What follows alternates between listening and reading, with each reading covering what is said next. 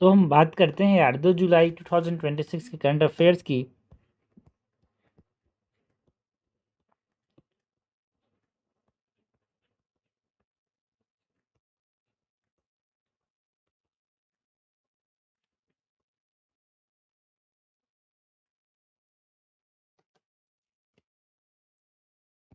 सबसे पहले तो यहाँ पे जो मिनिस्ट्री ऑफ पंचायती राज ने जो रिलीज़ किया है national study report on low participation in gram sabha across states, उसके बारे में बात करते हैं। मतलब मिनिस्ट्री ऑफ पंचायती राज ने यहाँ बताया कि ग्राम सभा में लोग पार्टिसिपेट नहीं कर रहे हैं। एक नेशनल स्टडी किया, उसके ऊपर रिपोर्ट दे दिया।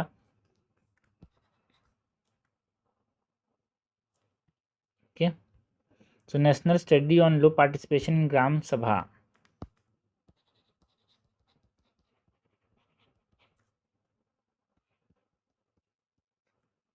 National study on national study on low participation in gram sabha की बात कर रहे हैं तो सबसे पहले तो यहाँ पे हम बात करते हैं about the evolution and legal framework की।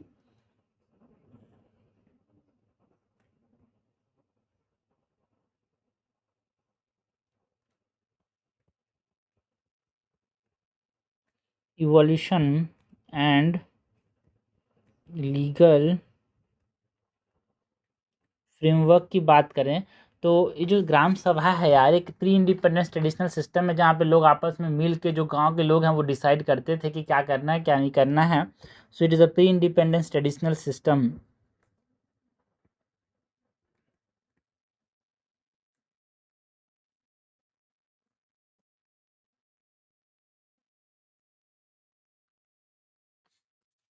एंड जो रिपन था, मतलब जो लोकल सेल्फ गवर्नमेंट जिन्होंने लाया, जिसको father of local self government बोलते हैं, यहाँ पे रिपन रिवॉल्यूशन के अंदर भी ग्राम सभा को एक इम्पॉर्टेंट एस्पेक्ट बताया गया इन दी लोकल सेल्फ गवर्नमेंट यार। 1882 में आया था। अच्छा आदमी था भाई रिपन जो है। बाकी बलवंत राय मेहता कमेटी के रिकमेंडेशन पे यहाँ पे जो पंचायती राज इंस्टीट्यूशंस बने है ना, जिनको यहाँ पे कॉन्स्टिट्यूशनल स्टेटस मिला है ना 73rd कॉन्स्टिट्यूशनल अमेंडमेंट से 1992-93 में। तो ये किसके रिकमेंडेशन पे बनाए गए थे यार? Balwant Rai Mehta committee of 1957 and 73rd जो कॉन्स्टिट्यूशनल अमेंडमेंट है,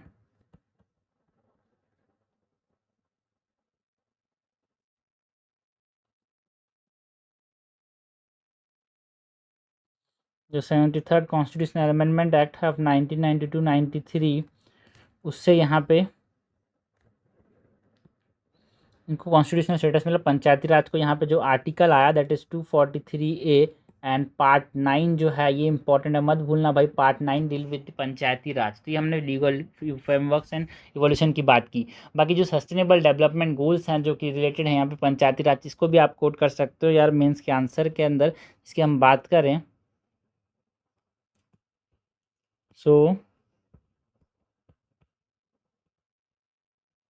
सस्टेनेबल डेवलपमेंट गोल्स की बात करें तो सबसे पहले तो जो SDG है, सस्टेनेबल डेवलपमेंट गोल नंबर 1 है, ये पोवर्टी एलिवेशन की बात करता है यार।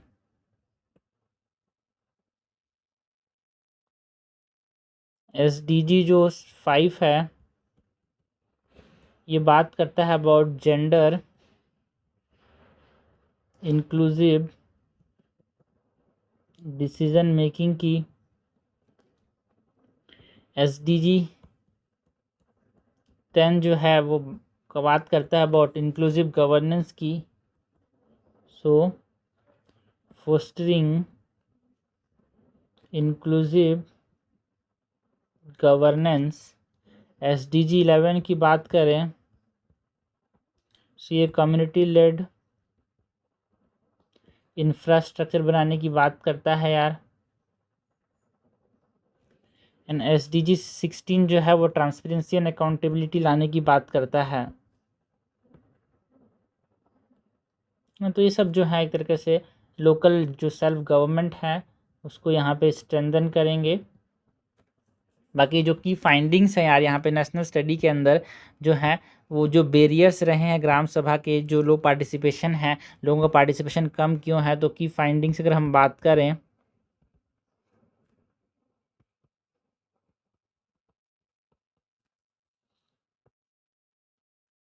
सो यहाँ पे लाइवलीहुड एंड टाइम कंस्ट्रेंट जो है, लोग जो है अपनी दिनचर्या को ज़्यादा दे रहे हैं समय, और जो टाइम की कमी है उसकी वजह से लोग ग्राम सभा में पार्टिसिपेट नहीं कर रहे हैं। अराउंड 55.5% जो ग्राम सभा के लोग हैं यहाँ पे जो मेंबर्स हैं वो पार्टिसिपेट नहीं कर पाते because of the livelihood, because दिनचर्या में बहुत सारे काम रहते हैं, टाइम की कमी रहती है इसीलिए। बाकी एग्रीकल्चर जो कमिटमेंट है, खेती किसानी करना है, तो काम के चक्कर में जाते हैं, so occupational and agriculture commitment has also, मतलब ये बोला कि ये भी एक बैरियर है यार पार्टिसिपेशन में लोगों का ग्राम सभा में। Occupational and agricultural commitments under जो वल्नरेबल ग्रुप्स हैं उसका रिप्रेजेंटेशन ठीक से नहीं हो रहा है, under representation of vulnerable groups. Also जो नॉलेज की कमी है, अवेयरनेस नहीं है यार, नॉलेज की जो कमी है इसके वजह से भी यहाँ पार्टिसिपेशन कम है, अवेयरनेस नॉलेज गैप्स। बाकी जो ग्राम सभा पार्टिसिपेशन फटीग देखने को मिल रहा है, मतलब ट्रांसपेरेंसी उतना नहीं है, रिलेवेंट डिस्कशन नहीं होता, ट्रस्ट नहीं है भाई, जो डिस्कशन वाले लोग विश्वास नहीं कर रहे हैं, लोगों के ऊपर यार बकवास करते रहते हैं, काम चीज़ नहीं करते। पॉलिटिकल जो इंटरफेरेंस होता है, मतलब जो पॉलिटिक्स आ जाता है यहाँ पे, मेन चीज़ तो है ला, जो ग्राम सभा में डिस्कशन ज़्यादा नेतागिरी चलते रहता है ना, ग्रीवांस जो है कोई दिक्कत है उसका रिजोल्यूशन नहीं हो रहा है, तो ये सब दिक्कतें हैं जिसके वजह से पार्टिसिपेशन कम हो रहा है। सो ग्राम सभा फटीग की बात करें,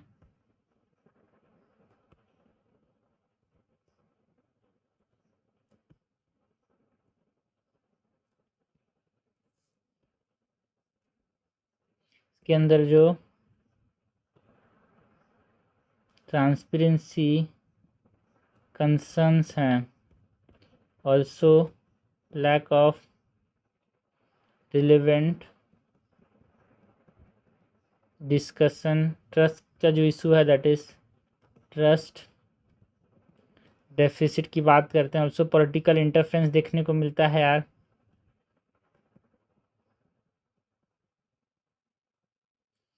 ना ग्रीवांस जो रिजोल्यूशन है वो कमज़ोर है, weak grievance resolution. So what is the way forward and reforms जो कि हमको लेने चाहिए टू इम्प्रूव द पार्टिसिपेशन यार। वे फॉरवर्ड की बात करें,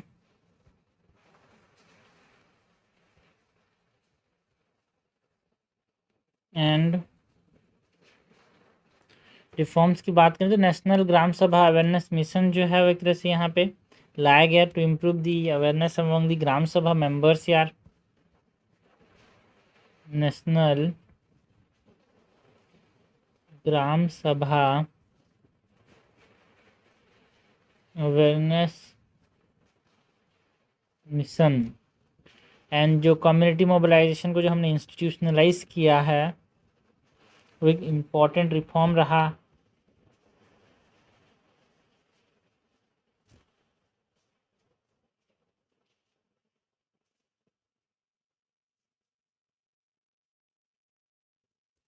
livelihood sensitive meetings and schedules की बात करें,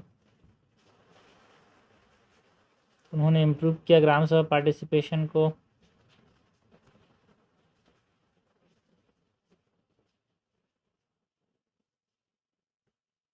इंक्लूसिव पार्टिसिपेशन प्लेटफॉर्म्स की बात करें, इंक्लूसिव पार्टिसिपेशन प्लेटफॉर्म्स को यहाँ पे बढ़ाना होगा।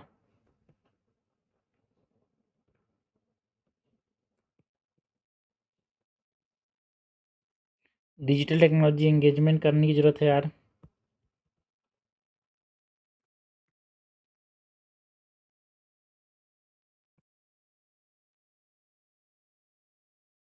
ट्रांसपेरेंसी एक्शन जो है रिपोर्ट्स पे लेना होगा यार।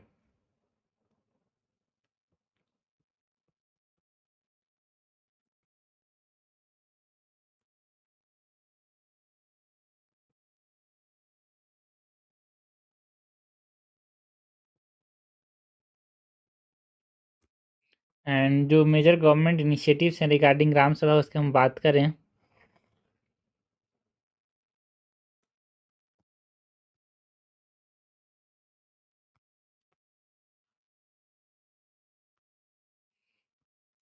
मेजर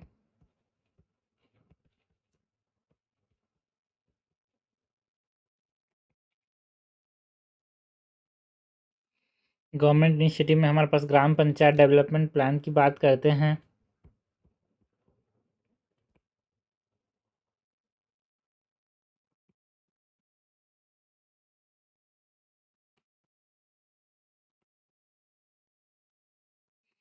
ई स्वराज पोर्टल लाया गया है यार।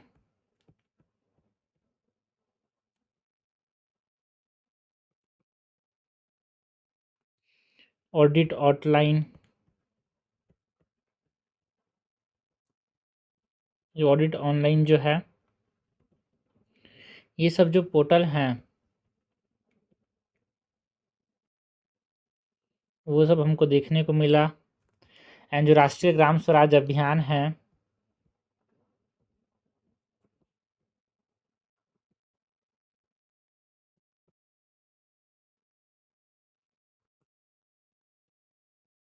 ये सब लिए गए गवर्नमेंट के द्वारा to improve the participation in gram sabha. Swamitva scheme की बात करते हैं, है ना। जो ये स्वामित्व स्कीम है ये प्रॉपर्टी कार्ड प्रोवाइड करता है यूजिंग ड्रोन मैपिंग, या जिससे क्या होगा, लैंड ओनरशिप मिलता है, रिड्यूस जो है डिस्प्यूट्स रिड्यूस होते हैं। मतलब ये सब मेजर गवर्नमेंट के इनिशिएटिव्स हैं to the panchayati raj institution यार। नेक्स्ट जो स्कीम है जिसकी हम बात करें is about the panchayat advancement index, जो कि हर साल यहाँ पे आता है।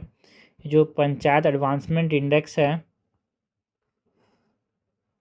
ना, एक परफॉर्मेंस असेसमेंट है यार, जो कि 9 लोकलाइज सस्टेनेबल डेवलपमेंट गोल्स ऊपर में बताया था, उसको प्रमोट करने की बात करता है, गुड गवर्नेंस लाने की बात करता है।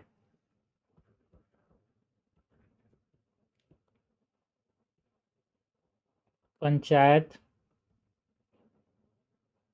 एडवांसमेंट इंडेक्स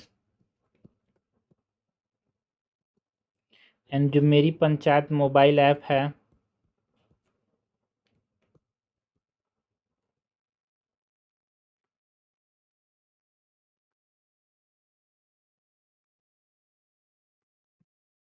जो मेरी पंचायत मोबाइल ऐप है, ये सिटीज़न को जो पंचायत की इन्फॉर्मेशन है, डेवलपमेंटल वर्क जो हो रहा है वो सबको देखने के लिए मतलब प्रमोट करता है सिटीजन एंगेजमेंट को यार। तो ये हमने बात की अबाउट व्हाट, ये हमने बात की अबाउट जो नेशनल स्टडी ऑन जो लो पार्टिसिपेशन इन ग्राम सभा है, जो हमको देखने को मिला था, यहाँ पे आर्टिकल आया था इसके बारे में। पंचायत जो नेशनल स्टडी कंडक्ट किया गया था पंचायती राज इंस्टीट्यूशन मिनिस्ट्री ऑफ पंचायती राज के द्वारा, उसके बारे में।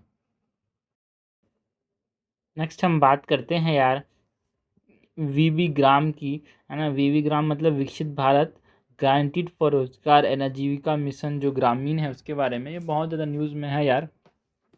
1 जुलाई 2026 को ये आया था, है ना। It came into force, क्योंकि ये रिप्लेस करेगा जो Mahatma Gandhi national rural employment guarantee act है, तो बहुत बड़ी चीज़ है ये, इसीलिए हमको इसके बारे में थोड़ा पता होना चाहिए। तो इसके बारे में हम बात करें, विकसित भारत ग्रामीण रोजगार एवं एंड आजीविका मिशन ग्रामीण एक्ट ऑफ 2025 में आया था, बट ये जुलाई 1 2026 से यहाँ पे फोर्स में आएगा।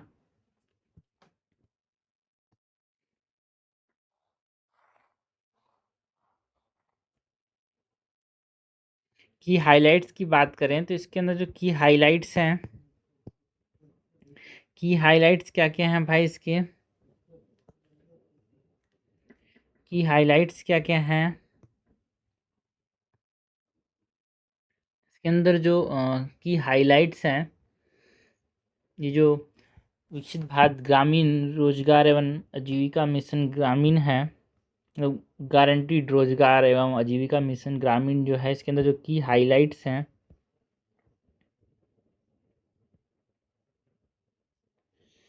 इसके अंदर यहाँ पे ₹300 नेशनल वेज फ्लोर बनाया गया है यार, ₹300 का नेशनल वेज फ्लोर। एंड ये जो वीबी ग्राम है, इट रिप्लेस MG नरेगा। जुलाई 2026 में उसको ये रिप्लेस कर देगा, या इसे बोला गया था। और इसके अंदर देखो, पहले मनरेगा के अंदर 100 डेज गारंटीड थे, इसके अंदर यहाँ पे 125 डेज गारंटीड वर्क प्रोवाइड करने की बात की जाती है। इसके अंदर स्टेट वाइज रिवीजन किया जाएगा। स्टेट वाइज रिवीजन किया गया मतलब हरियाणा को सबसे ज़्यादा यहाँ पे पैसा देने की बात की गई। यहाँ पे पहले से ज़्यादा थे यहाँ पे साउथ इंडियन स्टेट्स में, बट एक वेज लिमिट, एक मिनिमम वेज फ्लोर बनाया गया। यहाँ पे 300 का नेशनल वेज, हाईएस्ट वेज जो मिलेगा यहाँ पे हरियाणा, फिर गोवा को 406, हरियाणा को 409 एंड केरला 401। यहाँ पे ये हमको देखने को मिला है ना। स्टेट वाइज रिविजन्स की बात करें, हाईएस्ट जो है वो हरियाणा को मिलेगा 409, है ना। एंड लार्जेस्ट जो हाइक है वो हिंदी बेल्ट स्टेट में यहाँ पे देखने को मिला, बिकॉज साउथ इंडिया में तो पहले से आया था भाई, है ना। लार्ज हाइक्स की बात करें तो हिंदी बेल्ट स्टेट्स में देखने को मिलेगा। बाकी 15% जो इंक्रीज़ है वो यहाँ पे कहाँ पे देखने को मिला, है ना। 15% increase in north eastern and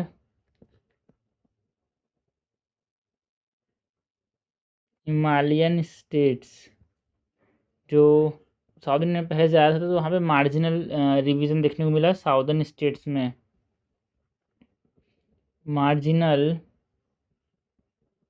revision देखने को मिला साउदर्न स्टेट्स में, ठीक है। तो ये हमने की हाइलाइट्स की बात की हाइलाइट्स के बाद हम बात करें ऑब्जेक्टिव्स की।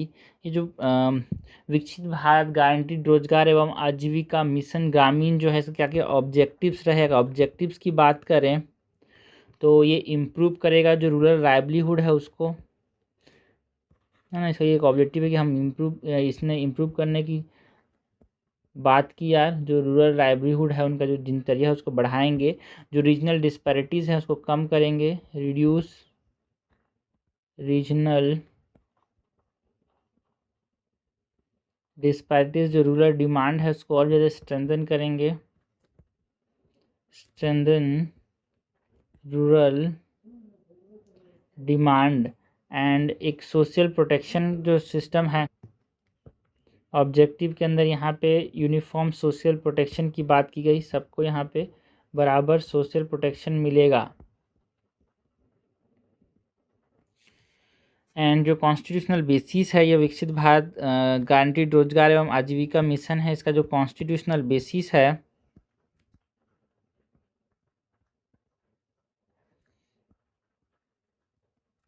इसकी बात करें तो आर्टिकल 41 जो है,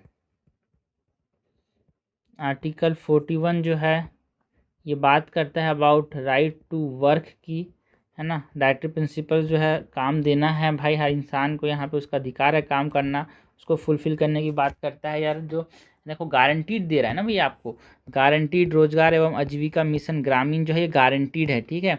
तो आर्टिकल 38 जो है यहाँ पे सोशल एंड इकोनॉमिक जस्टिस की बात करता है। सोशल एंड इकोनॉमिक जस्टिस की बात करता है। आर्टिकल 39A जो है वो आपको एडुकेट लाइवलीहुड देने की बात करता है यार, है ना।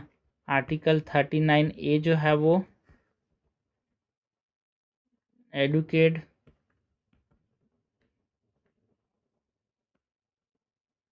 लाइवलीहुड की बात करता है। बाकी ये तो कॉन्स्टिट्यूशनल बेसिस हो गया यार विकसित भारत ग्रामीण रोजगार एवं आजीविका मिशन के। बाकी जो कंसर्न्स हैं यहाँ पे विकसित भारत ग्रामीण मतलब जो ग्रांटेड है, जिसे ग्रामीण निकलता है, ग्रांटेड रोजगार एवं आजीविका मिशन के जो कंसर्न्स एंड चैलेंजेस जो हैं उसके बारे में बात करें कंसर्न्स एंड चैलेंजेस की बात करें तो एक government driven versus right based framework है यार। पहले जो था है ना,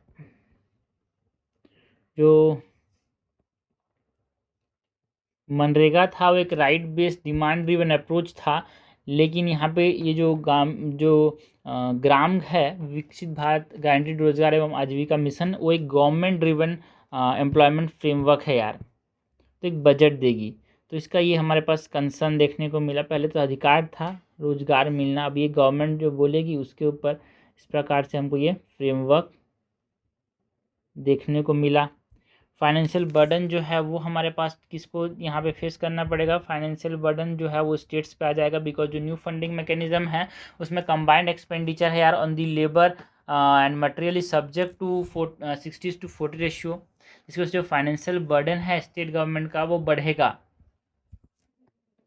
जो फाइनेंशियल बर्डन है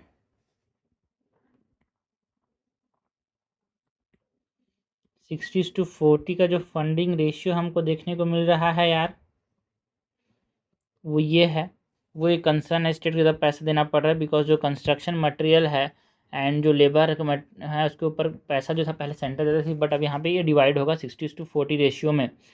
वेज एडुकेसी की बात करें तो यहाँ पे जो 375 जो रिकमेंडेशन था उससे बिलो यहाँ पे 300 रखा गया है मिनिमम वेज। तो ये यहाँ पे एक चैलेंज है, एक कंसर्न है यार।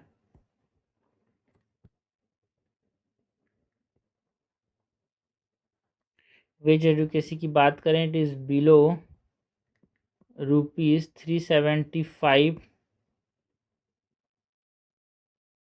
रिकमेंडेशन, है ना।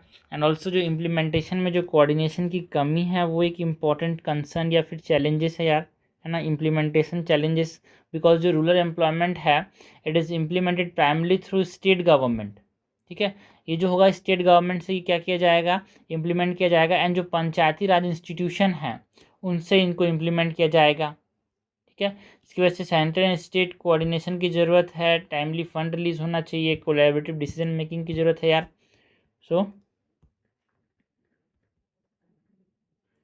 जो इम्प्लीमेंटेशन कोऑर्डिनेशन है ये एक चैलेंज है। पोटेंशियल इम्प्लीकेशंस की बात करें अगर, जो विकसित भारत गारंटीड रोजगार एवं आजीविका मिशन ग्रामीण है, इसके जो पोटेंशियल इम्प्लीकेशंस हैं ये क्या क्या हैं, इसके पोटेंशियल इम्प्लीकेशंस की बात करें तो ये स्ट्रेंथन करेगा जो परचेसिंग पावर है उसको, okay. It strengthen the rural, it strengthen क्या को स्ट्रेंथन करेगा यार, जो रूरल परचेसिंग पावर है उसको ये स्ट्रेंथन करेगा। It will strengthen rural purchasing power.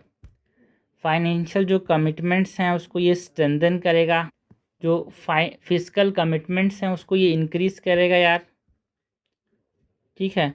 ये जो विकसित भारत गारंटीड रोजगार एवं आजीविका मिशन है it will increase what, it will increase the fiscal commitments जो कि यहाँ पे सरकार ने लिए हैं उसको ये इम्प्रूव करेगा, फिस्कल कमिटमेंट्स को ये बढ़ाएगा, ठीक है। जो फिस्कल कमिटमेंट्स की बात करें तो जो पार्लियामेंट्री स्टैंडिंग कमेटी है ना, उसने जो रूरल डेवलपमेंट के ऊपर जो बताया है कि एक पीरियोडिक एनहांसमेंट होना चाहिए रूरल एम्प्लॉयमेंट वेजेस का, उसके ऊपर यहाँ पे चीज़ें बात की गई। बाकी और क्या क्या फ़ायदे रहेंगे यार, एक तरह से जो पोटेंशियल इम्प्लीकेशंस है उसके बात करें तो जो रूरल स्कीम्स हैं वो उसको जोड़ा जाएगा यहाँ पे, कन्वर्जेंस ऑफ द रूरल जो डेवलपमेंटल स्कीम्स हैं उनको यहाँ पे जोड़ा जाएगा। And the mission based framework जो है अपॉर्चुनिटी प्रोवाइड करेगा यार to integrate rural employment with scheme such as जो प्रधानमंत्री आवास योजना ग्रामीण है, जो दीनदयाल उपाध्याय ग्रामीण कौशल्य योजना है, ये सबको यहाँ पे जोड़ने की बात करता है ये जो विकसित भारत गारंटीड रोजगार एवं आजीविका मिशन है। बट ऐसा मनरेगा में नहीं था। सो इट विल एक तरह से कन्वर्जेंस देखने को मिलेगा with rural scheme, convergence with rural scheme, है ना। एक तरह से जो लाइवलीहुड है उसको यहाँ पे डाइवर्सिफाई करेगा यार, ठीक है। लाइवलीहुड डाइवर्सिफिकेशन पे ये बात करता है, लाइवलीहुड डाइवर्सिफिकेशन के ऊपर ये बात करता है। तो आगे करना क्या है, what is the way forward यार इस चीज़ के ऊपर, जो विकसित भारत ग्रामीण रोजगार एवं आजीविका मिशन है इसके ऊपर आगे करना क्या, what is the way forward, क्या फ़ायदे क्या नुकसान तो हमने सब देख लिए, लेकिन आगे का क्या प्रोसेस रहेगा, आगे क्या चीज़ हमको ध्यान देनी है।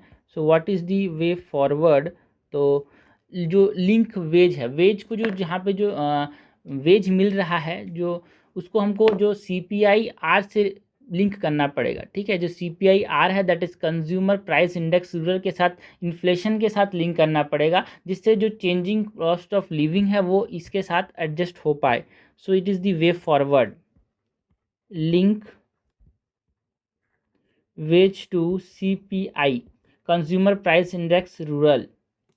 हमको जो स्टेट फिजिकल सपोर्ट है उसको स्ट्रेंथन करने की ज़रूरत है यार, है ना। एक तरह से एडुकेट फाइनेंशियल असिस्टेंस देना होगा स्टेट को, बिकॉज स्टेट को जब तक पैसा नहीं मिलेगा स्टेट इसको कैसे इम्प्लीमेंट करेगी, है ना। अगर उनको पैसा नहीं मिला तो एम्प्लॉयमेंट जनरेशन कॉम्प्रोमाइज़ हो जाएगा। सो हमको स्ट्रेंथन करना होगा जो स्टेट फिजिकल सपोर्ट है, कि सेंटर जो है वो स्टेट को पैसा दे। सो हमको स्ट्रेंथन करने की ज़रूरत है स्टेट फिजिकल सपोर्ट को। ऑल्सो हमको प्रोटेक्ट करना है जो राइट बेस्ड नेचर है ना, उसको यहाँ पे प्रोटेक्ट करना होगा। लाइक जो मनरेगा था वो राइट बेस्ड था यार, ओके, जो मनरेगा था वो राइट बेस्ड था। तो अभी जो है ये हमारे पास मतलब जो गवर्नमेंट ड्रिवन है ना, तो हमको राइट बेस्ड जो फ्रेमवर्क है उसको प्रोटेक्ट करना होगा। प्रोटेक्ट राइट बेस्ड जो नेचर है उसको प्रोटेक्ट करना होगा।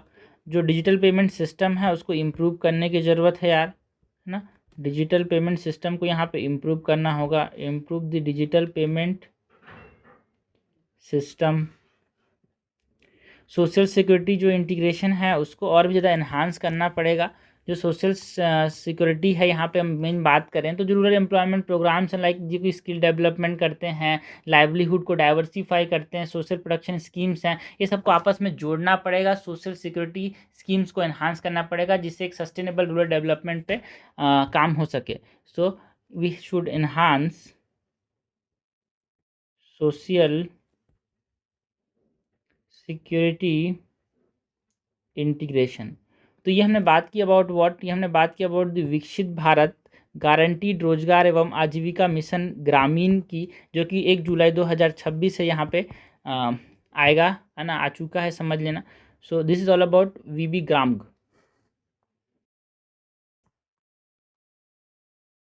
नेक्स्ट यहाँ पे बात करते हैं यार, एक हाई लेवल कमिटी जो थी वो हमको देखने को मिला ऑन डेमोग्राफिक चेंजेस। ठीक है, तो जो high level committee on demographic changes जो लॉन्च किया गया था, एक तरह से ये नेशन वाइड असेसमेंट है किसका, जो डेमोग्राफिक चेंज हो रहा है 2011 के सेंसस के बाद। मतलब जो पॉपुलेशन शिफ्ट हुआ है, सेटलमेंट पैटर्न्स में चेंजेस हुए हैं, इलेक्टोरल रूल्स का जो रिवीजन हुआ है ना, जो इलीगल इमिग्रेशन हुआ है इसका क्या प्रभाव पड़ा है, ये सब चीज़ों को देखने के लिए एक हाई लेवल कमिटी बनाया गया on demographic changes. Nation wide ये चीज़ों को देखेगा। तो इसके बारे में हम बात करें, इस कमेटी के बारे में अगर हम बात करें तो high level committee on demographic changes, high level committee on demographic changes,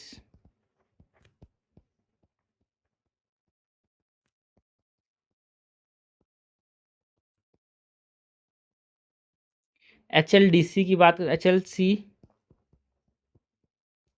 की बात करें तो ये जो कमिटी है, ओके, ये जो कमिटी है यहाँ पे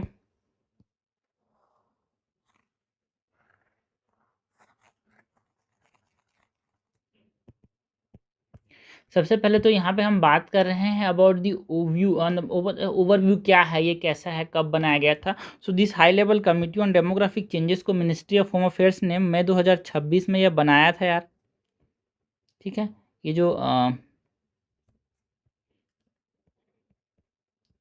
ओवरव्यू एंड ओरिजिन की बात करें तो it is constituted by,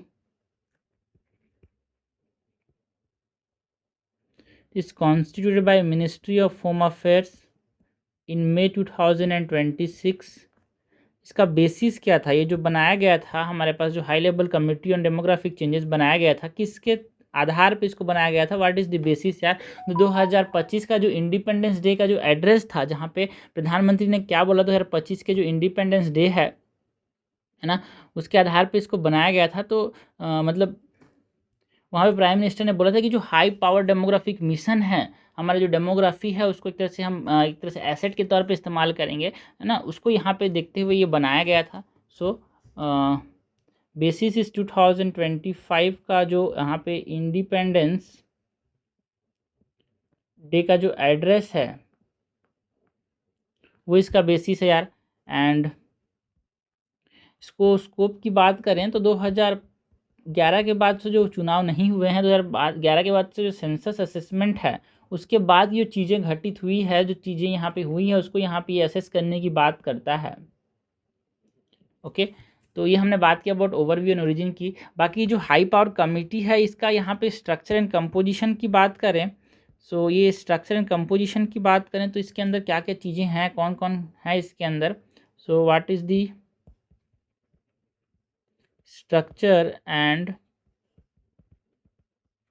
composition? तो जो चेयरपर्सन है इसके जस्टिस पीपी नावलेकर, जो कि रिटायर्ड एक सुप्रीम कोर्ट जज है, वो इसके चेयरमैन रहेंगे यार, है ना, जो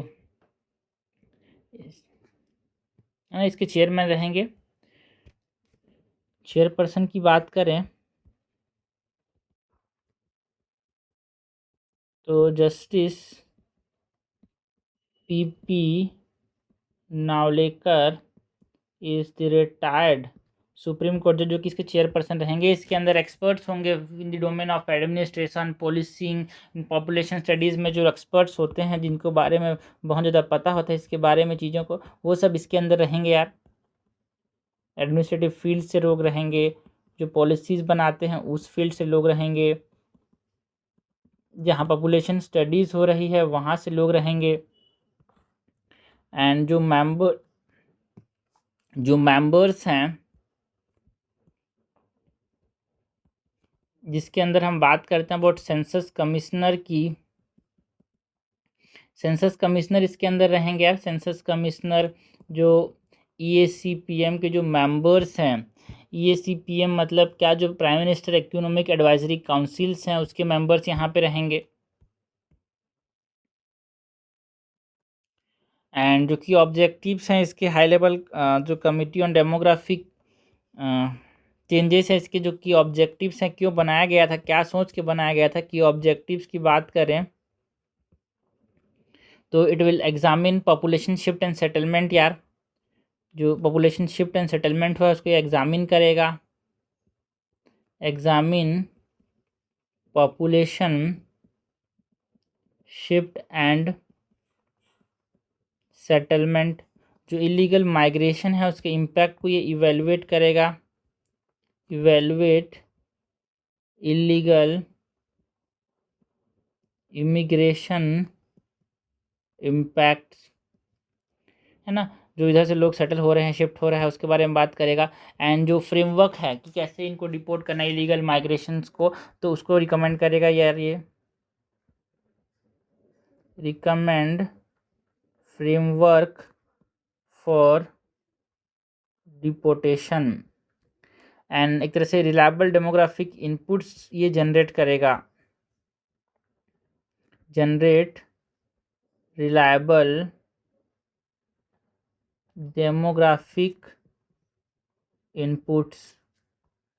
मैथडोलॉजी की बात करें तो जो high powered committee on demographic changes है ये कौन कौन से मेथड्स अपनाता है, तो जो मैथडोलॉजी की बात करें तो एक स्टेट लेवल क्वेश्चनर कंडक्ट करेगा, जो कि चीफ सेक्रेटरीज देखेंगे यार इसको।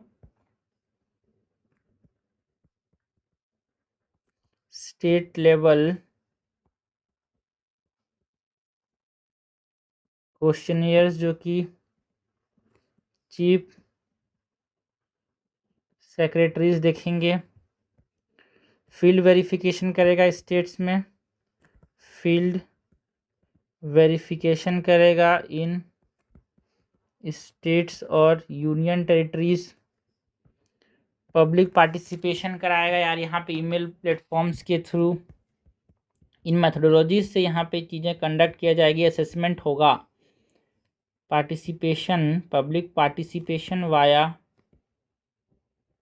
Email platform. एंड यहाँ पे 2011 एंड 2027 के जो सेंसस होने वाले हैं दोनों को कंपेयर किया जाएगा।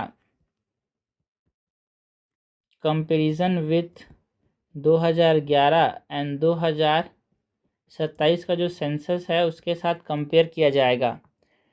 जो इंटीग्रेटेड लिंकेज है उसके बारे में बात करें तो 2027 का जो सेंसस है उसके अंदर एक तरह से क्या क्या चीज़ें किया जाएगा और इसके साथ क्या क्या लिंकेज है, इस चीज़ का जो हाई कमीशन और high level committee on demographic changes है उसकी बात करें।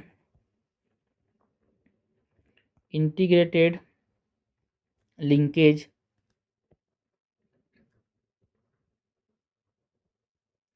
सेंसस 2027 की बात करें तो जो सेंसस 2027 है इसमें house lighting and housing operations देखने को मिलेंगे। मतलब house lighting and housing corporation के अंदर जो फर्स्ट फेज 2027 का जो कि अपडेट इन्फॉर्मेशन करेगा हाउस होल्ड सेटलमेंट्स एंड जो इन्यूमरेशन ब्लॉक्स हैं, तरह से ये बेसलाइन बनाएगा फॉर डेमोग्राफिक असेसमेंट यार।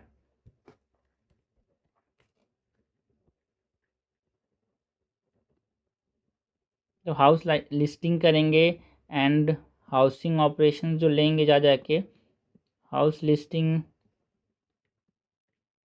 And housing operations are the basis for the assessment. And जो पॉपुलेशन प्रोफाइल है उसको अपडेट किया जाएगा यार आफ्टर 16 ईयर्स। 2011 में हुआ था पॉपुलेशन प्रोफाइल, उसका 2027 में होगा after 16 year.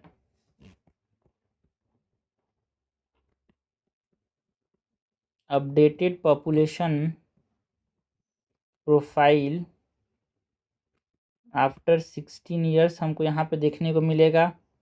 And it will also improve जो डेवलपमेंटल प्लानिंग है उसको ये इम्प्रूव करेगा। इम्प्रूव डेवलपमेंट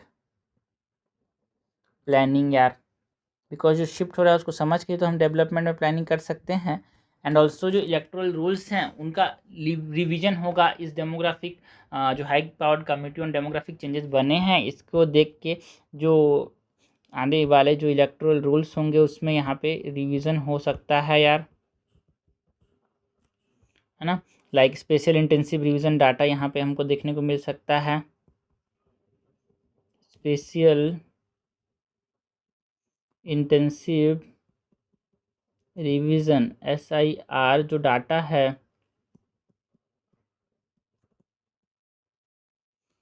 जो एक्सक्लूजन्स हैं जिनको हटा दिया गया है उनको वेरीफाई किया जाएगा कि इनको हटाया क्यों गया है, कि ये हटाने के लायक है कि ऐसे ही हटा दिया गया है, वो सबको यहाँ पे वेरीफाई किया जाएगा। एंड जो फ्री एंड फेयर इलेक्शन है उसको स्ट्रेंथन करेगा। Strengthening free and fair elections. Constitutional perspective की बात करें जो हाई पावर्ड और high level committee on demographic changes यहाँ पे बनाया गया, इसका क्या का कॉन्स्टिट्यूशनल पर्सपेक्टिव है। सो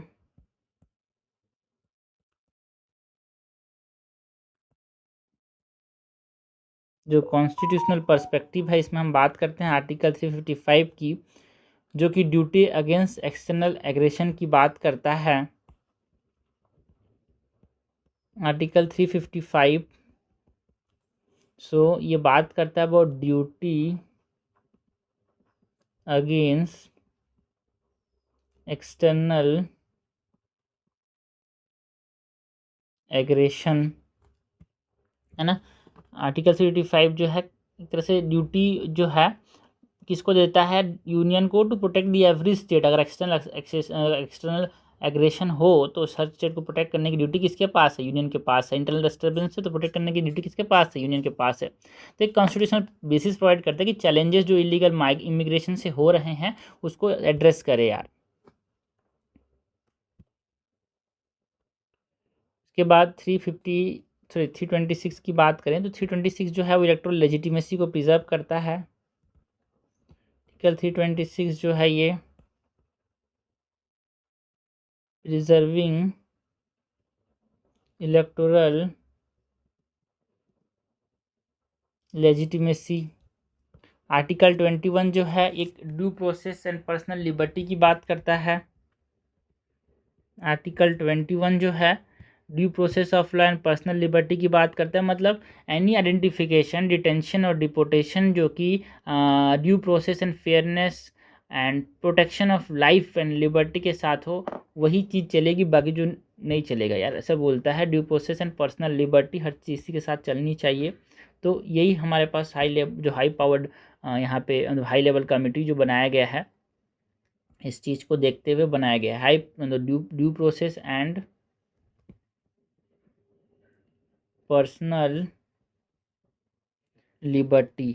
बाकी ये जो है एक तरह से जो कोऑपरेटिव फेडरलिज्म है, मतलब जो यूनियन एंड स्टेट का जो कोऑर्डिनेशन है उसको और भी ज़्यादा स्ट्रेंथन करने की बात करता है। बिकॉज इलीगल इमिग्रेशन हो रहा है तो not national issue, but state को भी दिक्कत हो रहा है तो उसको सेंटर जो है वो इशू को रिजॉल्व करने की बात करेगा। सो कोऑपरेटिव फेडरलिज्म पे भी ध्यान देना होगा।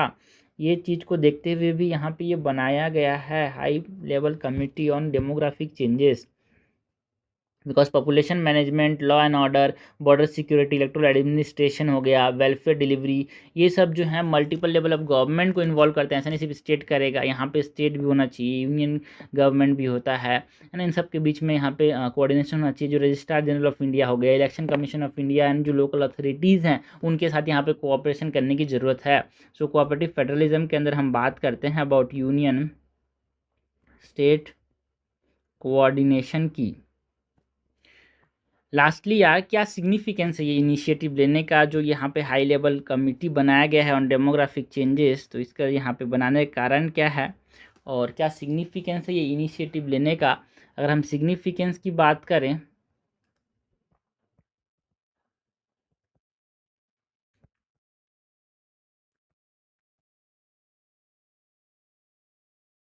तो एक एविडेंस बेस्ड गवर्नेंस को बढ़ावा देने के लिए एक तरह से जो है हाई लेवल जो कमेटी बनाया जाएगा जो रिपोर्ट देगा, ये एक तरह से एविडेंस बेस्ड गवर्नेंस को बढ़ाएगा यार। एविडेंस बेस्ड गवर्नेंस को बढ़ाएगा, नेशनल सिक्योरिटी को स्ट्रेंथन करेगा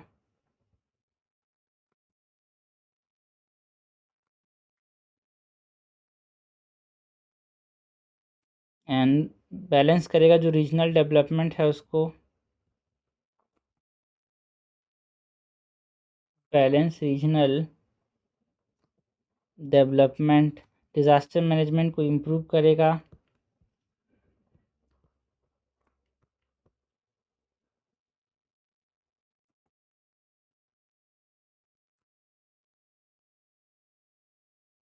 है ना, वेलफेयर डिलीवरी को यहाँ पे ये एक्यूरेटली पहुँचाएगा यार।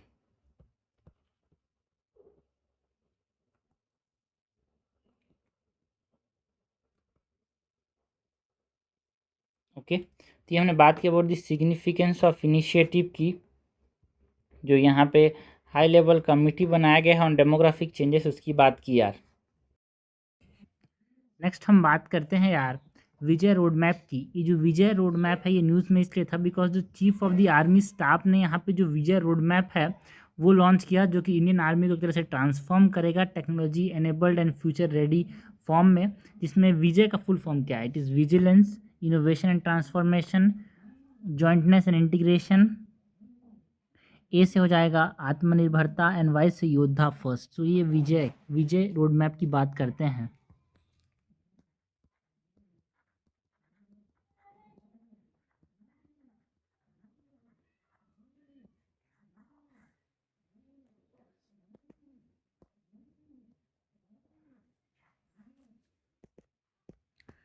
सो विजय रोड मैप के अंदर सबसे पहले तो जो गोल एंड अलाइनमेंट है उसकी बात करें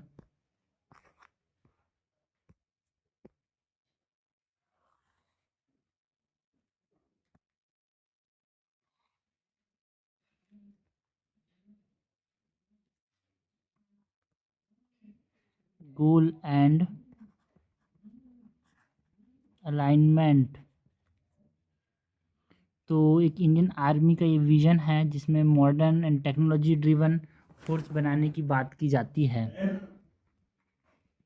इंडियन आर्मी का विज़न है एंड यहाँ पे एक modern and technology driven arm force बनाने की बात की जा रही है।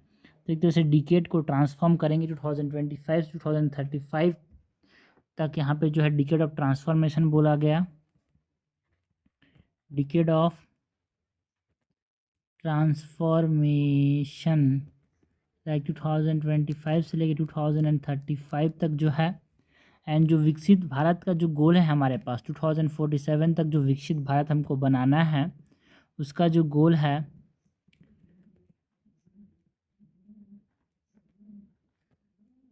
उसको ये देखते हुए लॉन्च किया गया।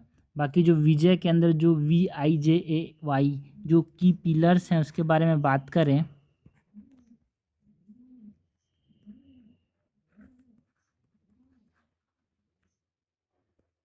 VIJAY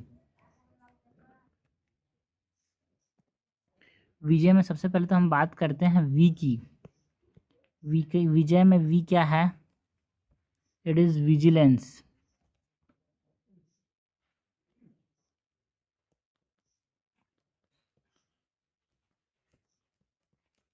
विजिलेंस का मतलब यहाँ पे ऑपरेशनल रेडीनेस हम देखेंगे, हमेशा रेडी रहे जो इंडियन आर्मी है लड़ाइयों के लिए। सो ये ऑपरेशनल रेडीनेस को ये इंश्योर करता है। विजिलेंस का मतलब ये होता है यार, है ना, बॉर्डर सिक्योरिटी जो है उसमें टेक्नोलॉजी को बहुत अच्छे से इस्तेमाल करेंगे एंड एक रैपिड रिस्पांस की कैपेबिलिटी बनाएंगे, जो तुरंत यहाँ पे जब भी मुश्किल समय आए तो लड़ने के लिए तैयार रहें। इसकी बात करता है विजय के अंदर विजिलेंस।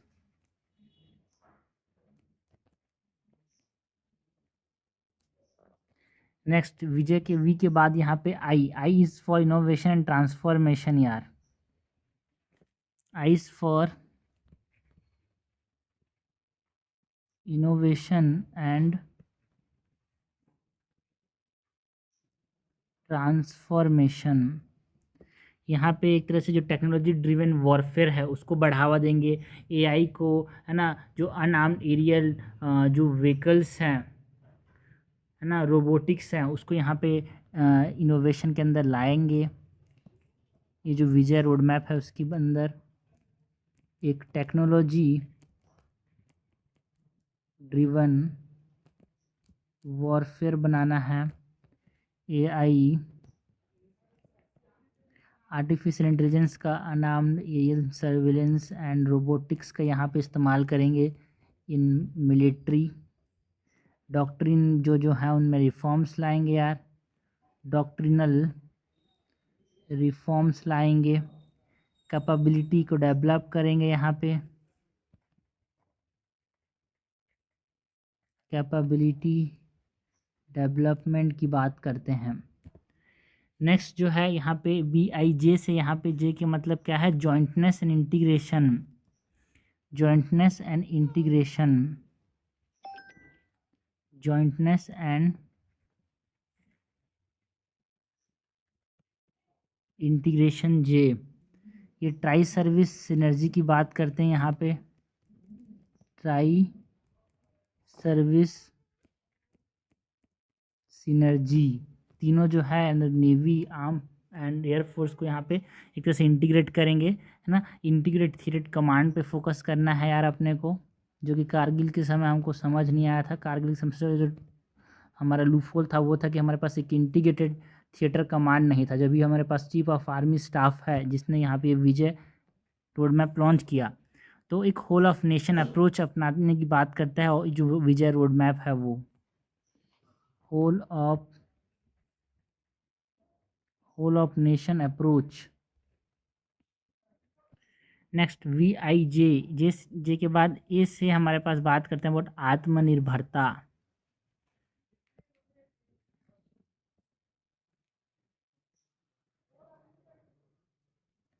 आत्मनिर्भरता ए।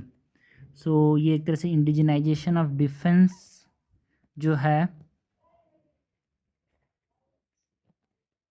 उसकी बात करते हैं यहाँ पे। आत्मनिर्भरता मतलब हम अपना जो है खुद डिफेंस जो चीज़ें हैं डिफेंस की तो खुद बनाएंगे यार, है ना। एक तरह से इंडिया को डिफेंस मैन्युफैक्चरिंग हब के तौर पे यहाँ पे डेवलप करने की बात करता है जो विजय रोड मैप है।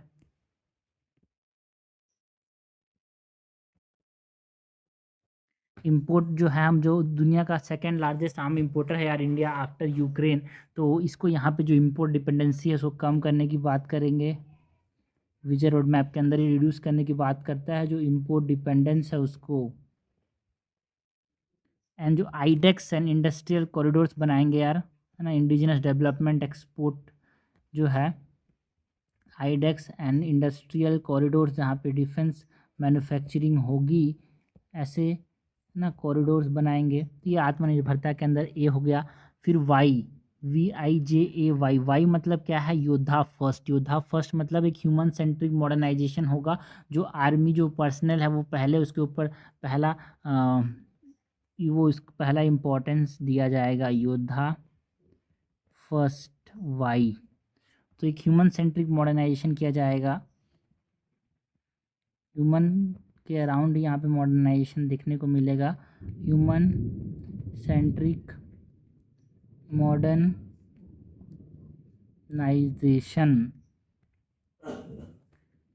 पर्सनल वेलफेयर पे ध्यान दिया जाएगा, जो पर्सनल यहाँ पे काम करेंगे उनके भलाई के लिए चीज़ें बनाई जाएगी। लाइक यहाँ पे वेटरन्स एंड वीर नारी सपोर्ट की बात की गई, वेटरन एंड वीर नारी सपोर्ट। नेक्स्ट जो है विजय रोड मैप के अंदर यहाँ पे ये जो विजय रोड मैप के जो पिलर्स हैं उसकी बात तो की।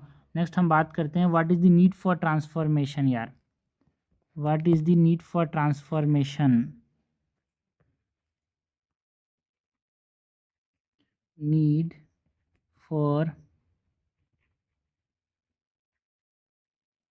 ट्रांसफॉर्मेशन, तो एक तरह से जो ज़रूरी है कि एडवांस करें, टेक्नोलॉजी को डालें, बिकॉज जो कैरेक्टर है वॉरफेयर का, लड़ाई का, वो चेंज हो रहा है यार। सो हमने जो विजय रोड मैप लॉन्च किया, चेंजिंग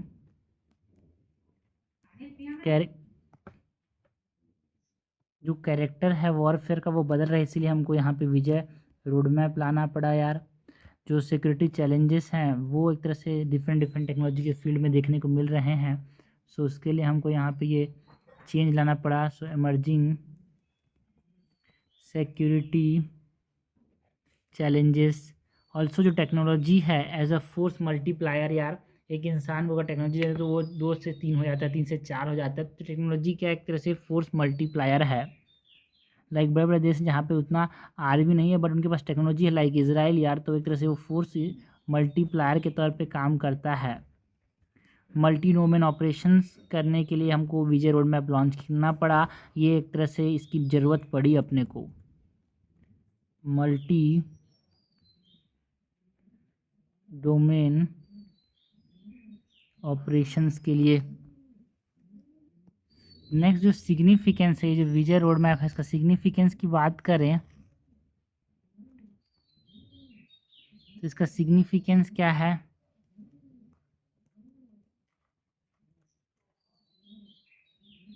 तो एक तरह से ये फ्यूचर रेडी आर्म फोर्स बनाएगा यार,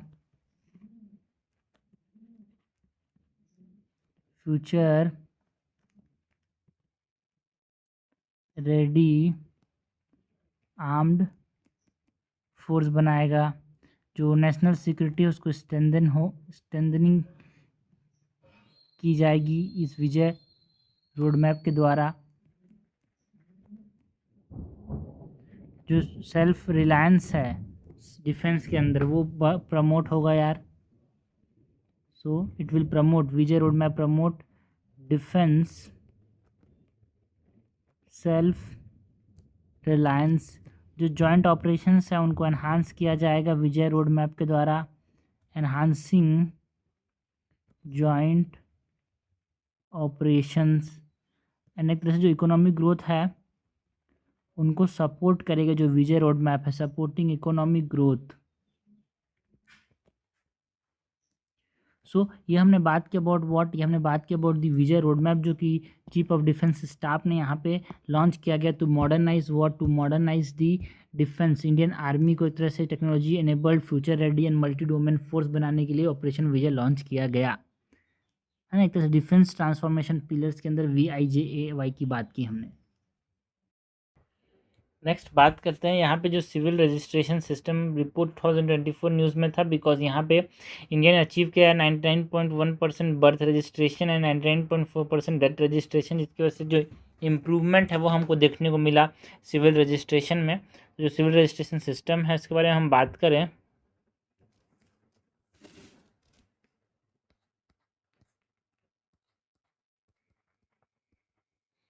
सिविल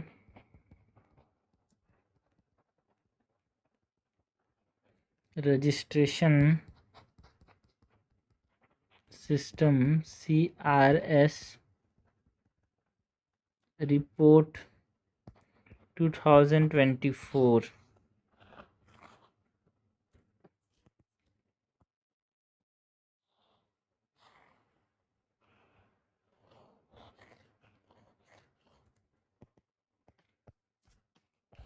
इसके अंदर की फाइंडिंग्स है उसकी बात करें, की फाइंडिंग्स की बात करें और 2024 डाटा, तो यहाँ पे बर्थ रजिस्ट्रेशन कितना हो गया 99.1%।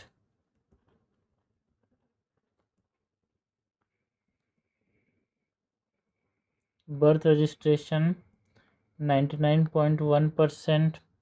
डेथ रजिस्ट्रेशन जो है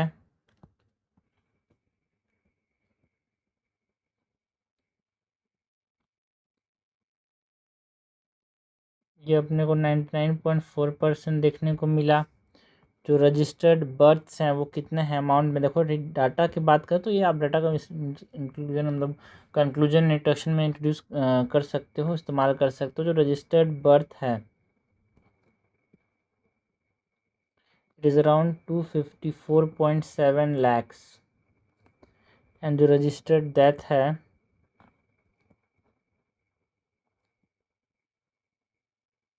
ये है 89.4 लाख। स्टेट परफॉर्मेंस की बात करें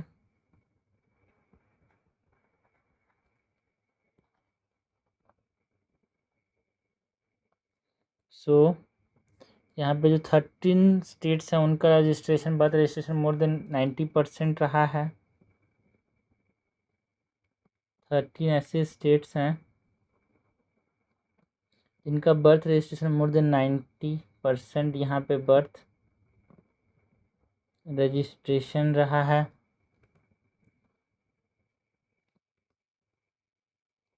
एंड जो 15 स्टेट्स हैं उनका बर्थ रजिस्ट्रेशन मोर देन 90% यहाँ पे उनका डेथ रजिस्ट्रेशन रहा है। सो स्टिल बर्थ की बात करें तो यहाँ पे स्टिल बर्थ कितना है, मतलब ऐसा बच्चे जो कि डेथ होके बॉर्न हुए तो 18,117 रहा। मतलब ये हमारे पास 69% ऑफ अर्बन एरियाज़ में यहाँ पे जो है हमको देखने को मिला जो स्टिल बर्थ है वो।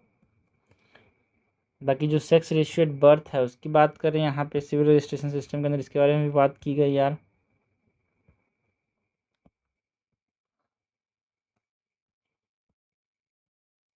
सेक्स रेशियो एट बर्थ, यहाँ पे जो नेशनल एवरेज है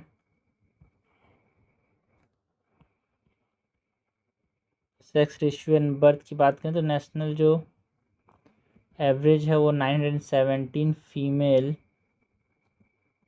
पर 1000 मेल्स हमको देखने को मिला यार। ओके, नागालैंड का है 865, लक्षद्वीप का भी 865 एंड झारखंड का है 890। नेक्स्ट हम बात करते हैं ये CRS की जो सिविल रजिस्ट्रेशन सिस्टम है इसके बारे में बात करें। Civil registration system, about civil registration system की बात करें तो ये जो नोडल अथॉरिटी जो कि सिविल रजिस्ट्रेशन सिस्टम को देखती है it is registrar general and census commissioner of ministry of home affairs. या जो नोडल अथॉरिटी है जो कि सिविल रजिस्ट्रेशन सिस्टम को देखती है इसकी बात करें registrar general and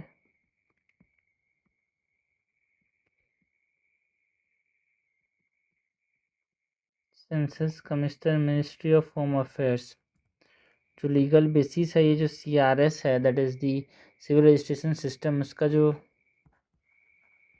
legal basis है, it is RBD act of 1969। जो RBD एक्ट है ना, RBD एक्ट मीन्स व्हाट, जो registration of birth and death act है 1969 का, वो इसका लीगल बेसिस है। बाकी जो रिसेंट रिफॉर्म्स हैं उसके बारे में बात करें तो यहाँ पे जो RBD अमेंडमेंट एक्ट 2023 के अंदर, इसके अंदर रिफॉर्म्स लाए गए यार, है ना, जिसने जैसे नेशनल डिजिटल डाटाबेस बनाया, जिससे रिकॉर्ड जो है वो अपडेट हो सके गवर्नमेंट डाटाबेस में। एक तरह से डिजिटल गवर्नेंस को इम्प्रूव करने के लिए रिफॉर्म्स लाए गए, यहाँ पे डिजिटलाइजेशन किया गया। रिसेंट रिफॉर्म की बात करें तो RBD जो है,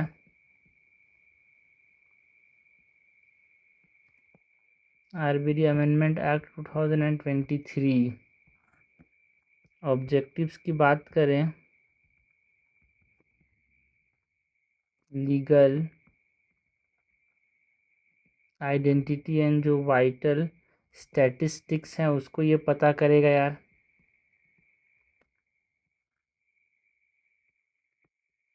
SDG कंट्रीब्यूशन जो है, जो सिविल रजिस्ट्रेशन सिस्टम, वो किस किस SDG में कंट्रीब्यूट करता है यार। SDG 3 जो है, जो कि गुड हेल्थ एंड वेलबींग की बात करता है। SDG 5 जो कि यहाँ पे जेंडर इक्वालिटी की बात करता है। एंड SDG 16.9 जो कि लीगल आइडेंटिटी फॉर ऑल की बात करता है। ये सब के ऊपर कंट्रीब्यूट करता है यार, ठीक है। SDG 3 का मतलब गुड हेल्थ, SDG 5 का मतलब है यहाँ पे जेंडर इक्वालिटी, एंड SDG 19.6 जो है, ये तरह से legal identity for all. Next यहाँ पे जो सिविल रजिस्ट्रेशन सिस्टम है, इसके सिग्निफिकेंस इम्प्रूवमेंट जो ये किया गया है, इसका सिग्निफिकेंस क्या है यार।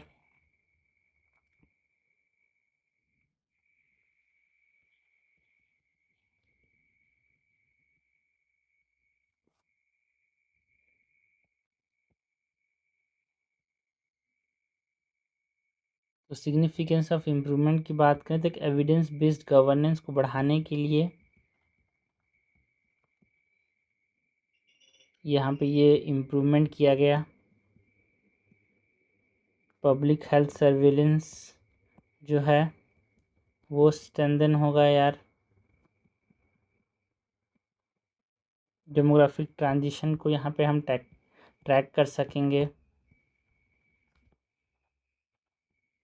डेमोग्राफिक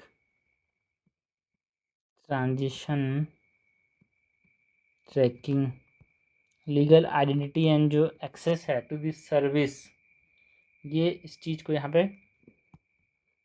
बढ़ावा देगा। Legal identity and access to services, ये यहाँ पे इस चीज़ को बढ़ावा दिया जाएगा। बाकी जो इम्प्रूवमेंट है, ये तो इम्प्रूवमेंट का सिग्निफिकेंस हो गया। नेक्स्ट ड्राइवर्स ऑफ इम्प्रूवमेंट की बात करें, what are the drivers of improvement यार।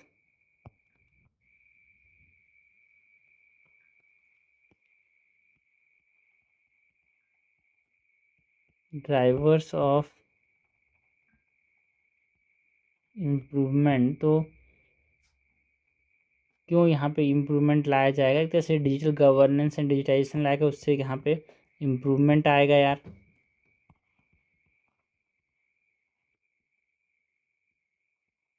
डिजिटल गवर्नेंस एंड डिजिटाइजेशन, जिसकी वजह से यहाँ पे इम्प्रूवमेंट आएगा। जोड़ एडमिनिस्ट्रेटिव रिफॉर्म्स हैं, उसकी वजह से इम्प्रूवमेंट आएगा। ऑल्सो जो राइजिंग इंस्टीट्यूशनल डिलीवरीज है उससे एक तरह से इम्प्रूवमेंट आएगा। एंड पब्लिक अवेयरनेस जो है इसको इंक्रीज करेगा यार, increased public awareness. Next challenges की बात करें जो कि सिविल रजिस्ट्रेशन सिस्टम जो रिपोर्ट 2024 का उसके अंदर हमको देखने को मिलेगा। चैलेंजेस की बात करें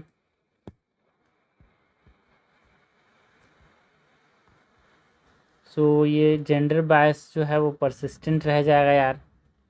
वो एक चाइल्ड लोग जो हैं अभी भी मेल चाइल्ड को ज़्यादा प्रीफर करते हैं, तो ये हमको यहाँ पे देखने को मिला persistent gender bias. Regional disparities जो है इम्प्लीमेंटेशन कहीं अच्छा हो रहा है कहीं पे बुरा हो रहा है। रीजनल मतलब उतना अच्छे से नहीं हो रहा है। रीजनल डिस्पैरिटीज़ इन इम्प्लीमेंटेशन हमको देखने को मिलेगा। हाई अर्बन जो स्टिल बर्थ जो कंसंट्रेशन है मतलब जो मरे हुए पैदा हो रहे हैं वो अर्बन एरिया में ज़्यादा देखने को मिल रहा है यार, तो एक चैलेंज है। High urban still birth concentration, quality and completeness of जो रजिस्ट्रेशन है वो एक चैलेंज है। Quality and completeness of registration जो है वो एक चैलेंज है। तो गवर्नमेंट ने जो इनिशिएटिव्स लिए हैं उसके बारे में हम बात करें टू इम्प्रूव दिस एक तरह से डेमोग्राफी और ये जो सिविल रजिस्ट्रेशन सिस्टम की जो फाइंडिंग्स है जो चीज़ें हैं उसको इम्प्रूव करने के लिए गवर्नमेंट ने क्या किया यहाँ पे जो इनिशिएटिव्स लिए हैं। गवर्नमेंट इनिशिएटिव्स तो एक तरह से बेटी बचाओ बेटी पढ़ाओ अभियान यहाँ पे लॉन्च किया यार। बेटी बचाओ बेटी पढ़ाओ जो अभियान है वो एक तरह से यहाँ पे इम्प्रूवमेंट है toward increasing the gender parity यार ना। जो यहाँ पे प्री कंसेप्शन जो pre conception pre natal diagnostic technique act of 1994 है जो कि प्रोहिबिट करता है यार जो सेक्स सिलेक्शन है ना before and after the conception यार, जो कि एक तरह से फीमेल पेटिसाइड को प्रिवेंट करने के लिए इसको लाया गया था। Pre conception and pre natal diagnostic technique act of 1994 जो कि क्या करता है प्रोहिबिट करता है सेक्स सिलेक्शन को। एंड जो कॉन्स्टिट्यूशनल सपोर्ट है यार इस चीज़ को वो कहाँ से मिलता है आर्टिकल 14 आर्टिकल 15 एंड आर्टिकल 21 से। बाकी जो नेशनल डिजिटल डाटाबेस है 2023 के अंदर जिसमें अमेंडमेंट हुआ है वो भी गवर्नमेंट का एक इनिशिएटिव है यार डिजिटाइज करने के लिए। तो आगे की बात की तो गवर्नमेंट इनिशिएटिव की बात की तो आगे करना क्या है, what is the way forward, what is the way forward. हम वे फॉरवर्ड की बात तो वे फॉरवर्ड के अंदर ये हमारे पास अचीव करना 100% जो यूनिवर्सल टाइमली रजिस्ट्रेशन रिसीवरशिप 99.1 हमको देखने को मिल रहा है जो बर्थ में उसको हमको 100% यहाँ पे अचीव करना है यार।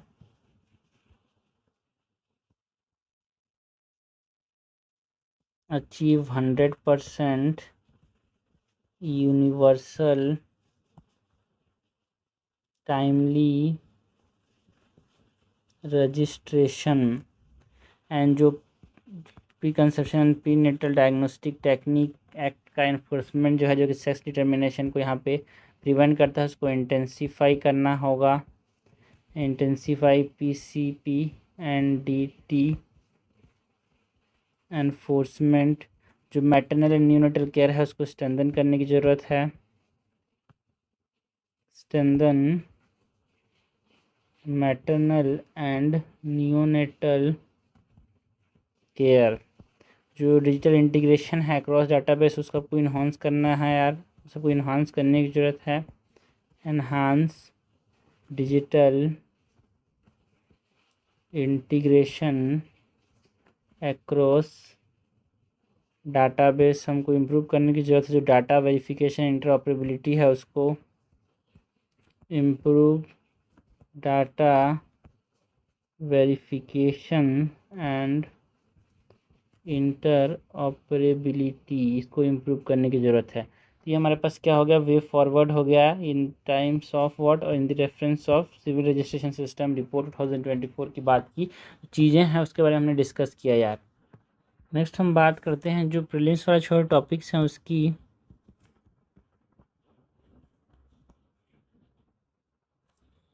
सो इसके अंदर सबसे पहले तो बात करते हैं यार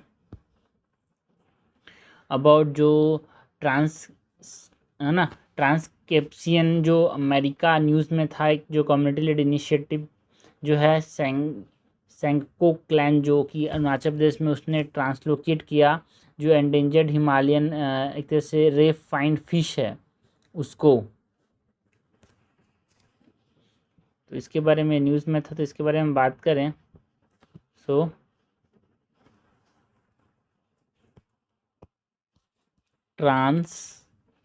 क्या नाम है मछली का, ट्रांस कैस्पियन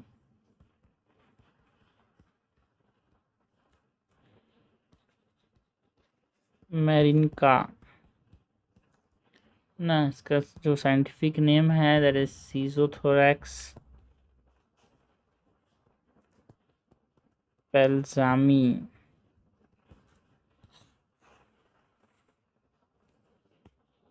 ये जो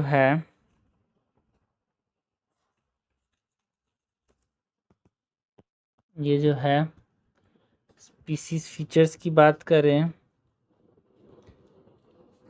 इस स्पीसीज के जो फीचर्स हैं उसकी बात करें, स्पीसीज तो ये जो स्पीसीज है ये कोल्ड हिमालयन स्ट्रीम्स में रहता है। ये जो मछली है यार, है ना, ये आपसे नाम बहुत बार प्रीलिम्स ऐसा पूछा है कि देखो भाई ट्रांसकैस्पियन मैरिनका जो है वो है क्या, तो एक फिश स्पीसीज है, आपको पता होना चाहिए। इसका हैबिटेट की बात करें तो हैबिटेट जो है कोल्ड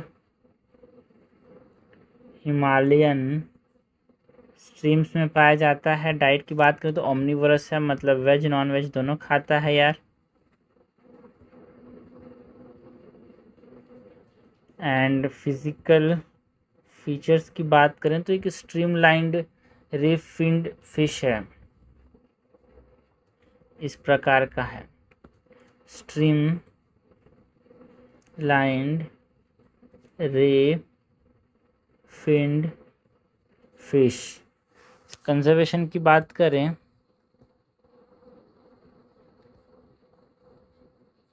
सो एक लीस्ट कंसर्न स्टेटस के अंदर आता है। स्टेटस की बात करें तो लीस्ट कंसर्न की कैटेगरी में आता है। बाकी इसका जो कंसर्न है इसके वजह से ये जा रहे हैं, इसमें जो प्रिडेशन एंड जो हैबिटेट फ्रेगमेंटेशन है इसकी वजह से इनको मुश्किलों का सामना करना पड़ रहा है। Predation and habitat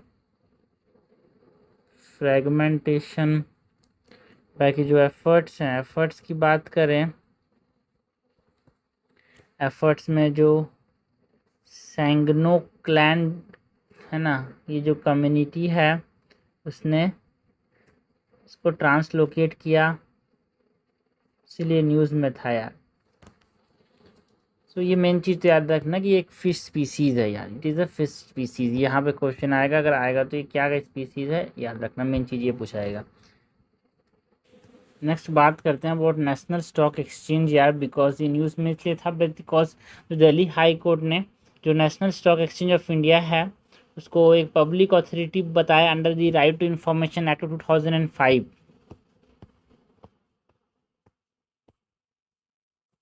national stock exchange की बात करें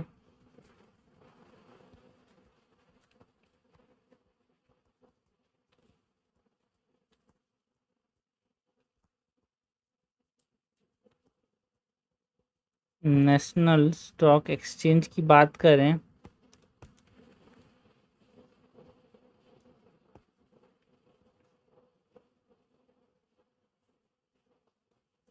तो इससे पहले तो नेशनल स्टॉक एक्सचेंज की जो एडमिनिस्ट्रेशन है उसके बारे में बात करें तो एडमिनिस्ट्रेशन कैसे होता है यार।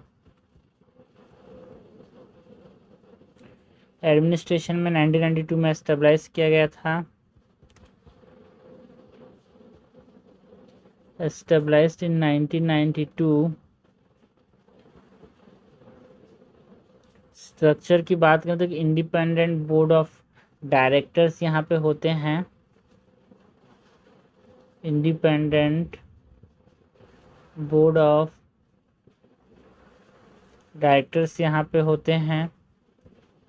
रेगुलेशन की बात करें तो it is supervised by SEBI, supervise करते हैं नेशनल स्टॉक एक्सचेंज को।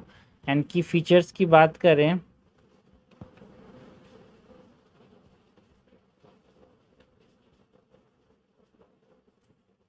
तो इसके अंदर जो इंडेक्स दैट इज़ निफ्टी 50 यार, इंडेक्स जो नेशनल स्टॉक एक्सचेंज इस्तेमाल करता है इट इज़ निफ्टी 50 है ना। जो बॉम्बे स्टॉक एक्सचेंज है वो सेंसेक्स की बात करता है। एंड ट्रेडिंग की बात करें सो fully automated nation wide platform है ये जो नेशनल स्टॉक एक्सचेंज है वो fully automated nation wide platform. Status की बात करें जो नेशनल स्टॉक एक्सचेंज है ये पब्लिक अथॉरिटी स्टेटस इसको दिया गया हाई कोर्ट के द्वारा, इसीलिए न्यूज़ में था। ठीक है, ये हाई कोर्ट ने इसका दिया नेशनल, दिल्ली हाई कोर्ट ने नेशनल अथॉरिटी का स्टेटस दिया, public authority, public authority under the right to information act. Next हम बात करते हैं यहाँ पे जो यूएन ग्लोबल डायलॉग है ऑन एआई एंड गवर्नेंस, ये यहाँ पे न्यूज़ में था बिकॉज जो साइंटिफिक पैनल है यूएन का उसने वार्न किया कि देखो अनचेक आर्टिफिशियल इंटेलिजेंस का जो डेवलपमेंट हो रहा है उसकी वजह से कैटास्ट्रोफिक रिस्क देखने को मिल सकता है यार। ये बोला गया जो UN global dialogue on AI governance हो रहा है उसके इनाग्रल के पहले यहाँ पे रिस्क को बताया गया, तो इसके बारे में हम बात करें। UN global dialogue on AI governance जो होने वाला है UN global dialogue on AI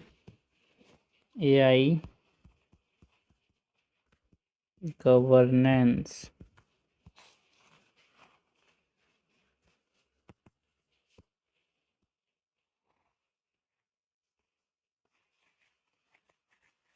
की बात करें तो इसके अंदर जो फ्रेमवर्क है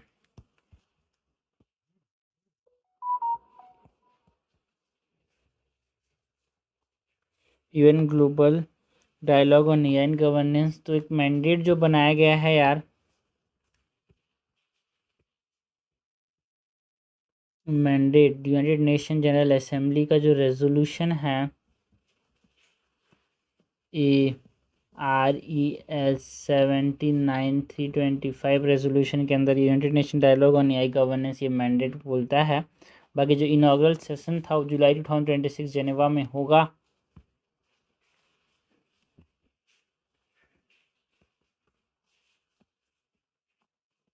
जुलाई 2026 जेनेवा में होगा। पार्टिसिपेशन की बात करें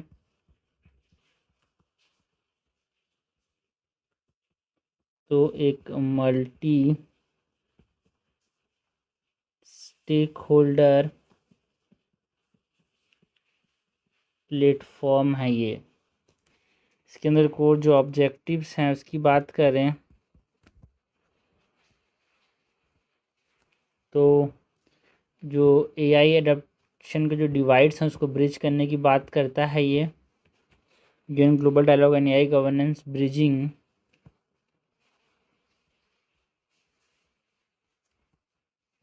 दी AI adoption divide and standardise करने की बात करता है जो इंटर ऑपरेबल एआई गवर्नेंस है उसको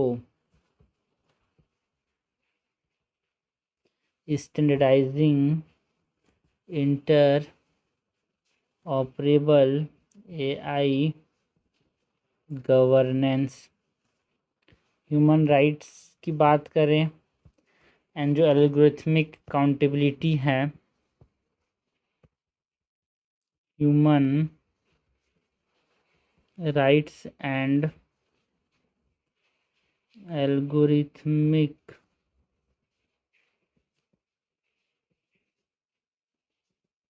अकाउंटेबिलिटी जो है वो इसको देखते हैं। ओके बाकी जो साइंटिफिक पैनल ऑफ कंसर्न मतलब जो साइंटिफिक पैनल का जो कंसर्न है मेन ऑब्जेक्टिव्स की बात कर ली कि एआई एडॉप्टेशन डिवाइड को ब्रिज करता है स्टैंडर्डाइज करता है जो इंटरऑपरेबल एआई गवर्नेंस है उसको human rights and algorithmic accountability को देखता है ना। साइंटिफिक पैनल का जो कंसर्न है इसकी बात करें तो क्या क्या रिस्क हैं यार यहाँ पे। डिसेप्शन का रिस्क है, मिस इन्फॉर्मेशन हमको देखने को मिलता है, साइबर थ्रेट्स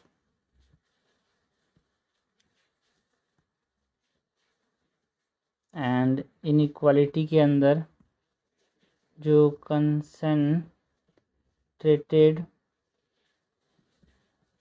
कंप्यूटिंग कैपेसिटी है उसकी बात करते हैं यहाँ पे UN global dialogue on AI governance के अंदर। नेक्स्ट बात करते हैं अबाउट दी जो एम्प्लॉई प्रोविडेंट फंड स्कीम 2026 में सेंट्रल गवर्नमेंट ने जो नोटिफाई किया है ना एम्प्लॉय प्रोविडेंट फंड स्कीम 2026 जिसने एम्प्लॉय प्रोविडेंट फंड स्कीम 1952 को रिप्लेस किया उसके बारे में बात करें। सो एमपीएलओ एम्प्लॉयज प्रोविडेंट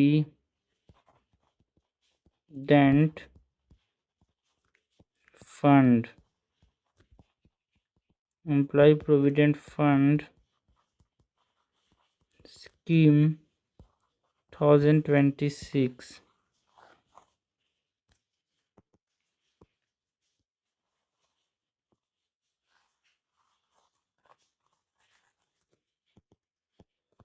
की बात करें तो गवर्नेंस एंड मॉडर्नाइजेशन की बात करें पहले तो जो ये आया था एम्प्लॉय प्रोविडेंट फंड स्कीम जो आया है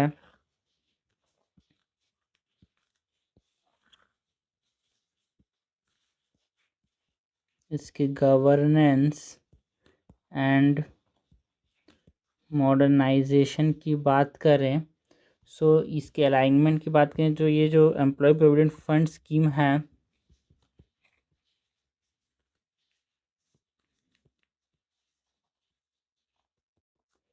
तो जो कोड ऑन सोशल सिक्योरिटी 2020 में आया था उसके अंदर ये अलाइन करता है इसके साथ एंड इसने रिप्लेस किया ये जो एम्प्लॉय प्रोविडेंट फंड स्कीम 2026 है 1952 का जो एम्प्लॉय प्रोविडेंट फंड स्कीम है उसको ये रिप्लेस करता है मतलब जो सोशल सिक्योरिटी मिलने चाहिए यार उसको साथ ये अलाइन करता है and it replaces 1952 employ provident fund scheme. बाकी जो सिस्टम की बात करें तो digital governance and e passbook को ये इस्तेमाल करता है डिजिटल गवर्नेंस को बढ़ाने की बात करता है। ई पासबुक यहाँ पे इस पर ज़्यादा फोकस करता है। की फीचर्स की बात करें एंड की फीचर्स की बात करें तो कंट्रीब्यूशन की बात करें तो जो एम्प्लॉय प्रोविडेंट फंड है इसमें मैंडेटरी 12% ऑफ वेजेस जो हैं उसका कंट्रीब्यूशन किया जाएगा यार, है ना। जो एम्प्लॉय एंड एम्प्लॉयर होगा वाइल 15,000 जो स्टेटरी वेज सीलिंग है वो अनचेंज रहेगा। ये की फीचर है इसका। कंट्रीब्यूशंस के अंदर मैंडेटरी 12% ऑफ वेजेस का जो कंट्रीब्यूशन है एम्प्लॉय एंड एम्प्लॉयर के द्वारा वो देखने को मिलेगा। विड्रॉल्स की बात करें तो ये सिंप्लीफाई करें किया है इसने मेडिकल एंड हाउसिंग को, simplified for medical and housing. Compliance की बात करें तो यहाँ पे मैंडेटरी KYC एंड आधार ज़रूरी है यार। कंप्लायंस की बात करें mandatory digital KYC and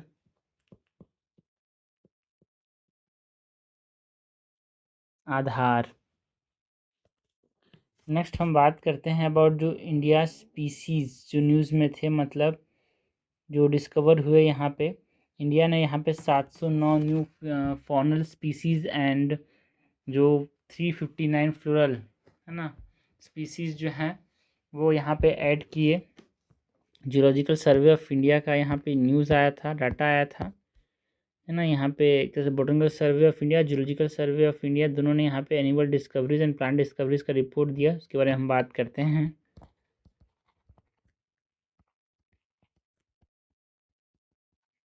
India species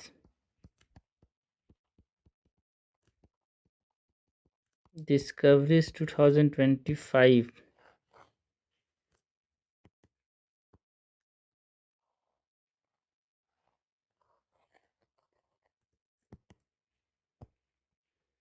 इसके अंदर जो फॉनल हाइलाइट्स हैं उसकी बात करें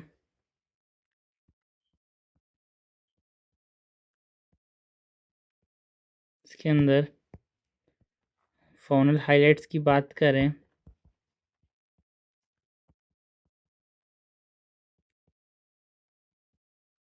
तो 709 न्यू स्पीसीज प्लांट के खोजे गए यार। डिस्कवरीज ज़्यादातर जो हुए हैं वो हिमालयन डिस्कवरीज की बात करें तो यहाँ पे इंपॉर्टेंट डिस्कवरीज में हिमालयन बैट की बात करते हैं, फैट थ्रोट लिजर्ड की बात करें,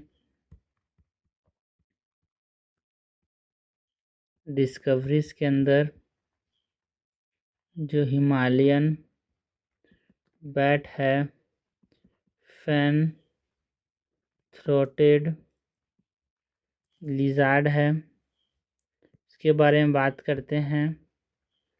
जो लीडिंग ग्रुप्स है यहाँ पे उसमें हमारे पास हाइमेनोप्टेरा एंड लेपिडोप्टेरा से यहाँ पे एनिमल जो हैं वो ऐड किए गए। टॉप स्टेट्स जहाँ से हमारे पास ये फ्लोरल स्पीसीज ऐड हुए हैं, टॉप स्टेट्स की बात करें तो केरला में 98 स्पीसीज़ यहाँ पे केरला से ऐड हुए। ये प्लांट के स्पीसीज़ की बात की ना, फ्लोरल स्पीसीज ये एनिमल स्पीसीज़ की बात की, है ना। प्लांट स्पीसीज़ की बात करें फ्लोरल हाइलाइट्स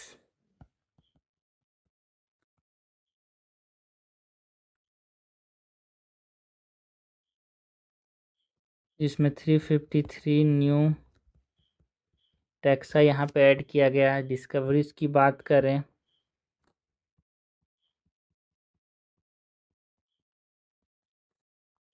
तो यहाँ पे बहुत सारे फर्म्स यहाँ पे new fern and wild custard apples की डिस्कवरी हुई। कंपोजिशन की बात करें तो 43% vascular plants and 57% non vascular plants यहाँ पे डिस्कवर्ड हुए, जिसमें जो टॉप स्टेट्स जहाँ से प्लांट स्पीसीज डिस्कवर्ड हुए, टॉप स्टेट्स की बात करें तो ये अरुणाचल प्रदेश है यार। से अराउंड 49 न्यू टेक्सास यहाँ पे डिस्कवर हुए। तो ये हमने बात किया अबाउट जो छोटे छोटे प्रीलिम्स के टॉपिक थे जो कि न्यूज़ में थे यार। मेंस रिलेटेड टॉपिक्स की बात की जो कि यहाँ पे न्यूज़ में थे, डिटेल में थोड़ा समझा क्या चीज़ें हैं। 2 जुलाई 2026 का करंट अफेयर माइंड में कवर किया।